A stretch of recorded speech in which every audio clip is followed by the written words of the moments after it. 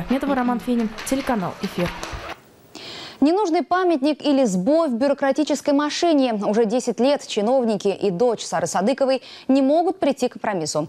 В конце 90-х знаменитой женщине-композитору было решено установить памятник. Эскиз был готов и работа закипела. Однако, когда встал вопрос о месте установки скульптуры, в деле появились трещины, устранить которые не удалось до сих пор. Почему автор работы, известный скульптор и человек, любивший творчество Сары Садыковой, не соглашается отдать маску для памятника? И что чувствует единственная дочь всеми любимого композитора, который занимается совсем не женской работой, расскажет Яна Вороная. Работа с ними 2 дня для литейщиков. За 2 дня это быстро делают. Памятник будет готов. Сейчас еще сложно разглядеть в этой маске известные и любимые в Татарстане и далеко за его пределами черты.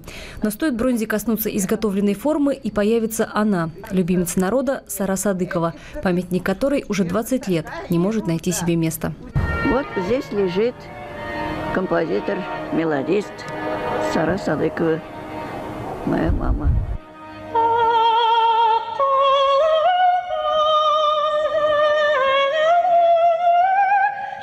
Композиции Сары Садыковой продолжают звучать и после ее смерти. Она во многом была новатором и создавала шедевры абсолютно в разных жанрах. Ее любили как ценители народных песен, так и джазмены. За свою жизнь Сара Садыкова создала более 500 композиций. И творила она вплоть до своей кончины в 1986 году. Спустя 11 лет было решено увековечить память о великой землячке. Установить памятник в центре Старо-Татарской слободы. Там 3 фигуры. 2 девушки с коромыслами, с ведрами водоноски. Там она за пианино сидит, сочиняет эту песню. Однако в конце 90-х о памятнике забыли, а потом начались споры о месте, где следует его установить. С новой силой они вспыхнули в начале 2000-х. 10 лет назад, 30 декабря 2004 года, президент Республики Рустам Минниханов подписал постановление Кабинета министров. В нем говорилось, что здесь, на Юнусовской площади, появится памятник Саре Садыковой. Однако спустя годы его не установили ни здесь, ни в какой-либо другой точке Казани. Компромисс между чиновниками, родственниками Сары и авторами скульптуры так и не был найден. Утвержденный эскиз памятника народный скульптор Республики Татарстан и лауреат госпремии имени Тукая Рада Никматуллина все это время хранит у себя. Когда встал вопрос о пересмотре места установки памятника, она забрала маску и пообещала отдать ее только в том случае, если отлитая из бронзы Сара Садыкова будет установлена там, где на то дало согласие руководство республики. В качестве альтернативы был предложен Людской садик и сквер за оперным театром, где Сара на протяжении 10 лет была солисткой. В Министерстве культуры объяснили, почему Юнусовская площадь перестала подходить в качестве места для установки памятника.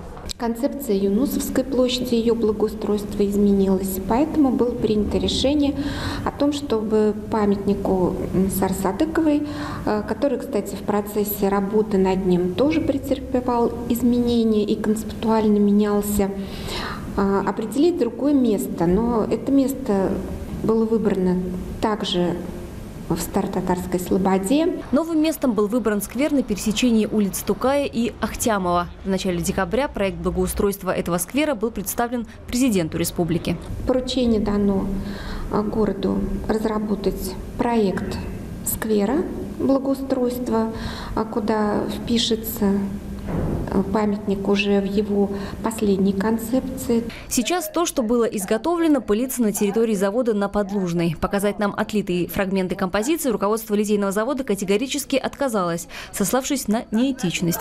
А вот выяснить судьбу куска гранита, из которого планировалось высечь пианино, и вовсе не удалось. Его украли, обрезали кусками и украли. И никто за это не отвечает. Все эти годы борьбу с забвением ведет дочь Сары Садыковой и Газиза Айдарского Альфия. Несмотря на почтенный возраст, скоро она отметит 90-летие, она ездит по городам России и зарубежья, собирает подписи у тех, кто знает, какой вклад в развитие искусства внесла татарстанская исполнительница и композитор. 534-535 подписей. Самый последний, между прочим, подпись дочери Мусаджалиля Чулпан.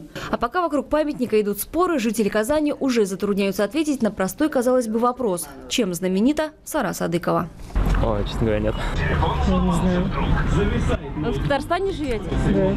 Не все знают и то, что в нашем городе есть музей Сары Садыковой. 10 лет назад он был создан на территории 4-й гимназии и только в 2013 году получил статус музея. Несколько лет назад в Казани появилась и улица, названная в честь композитора.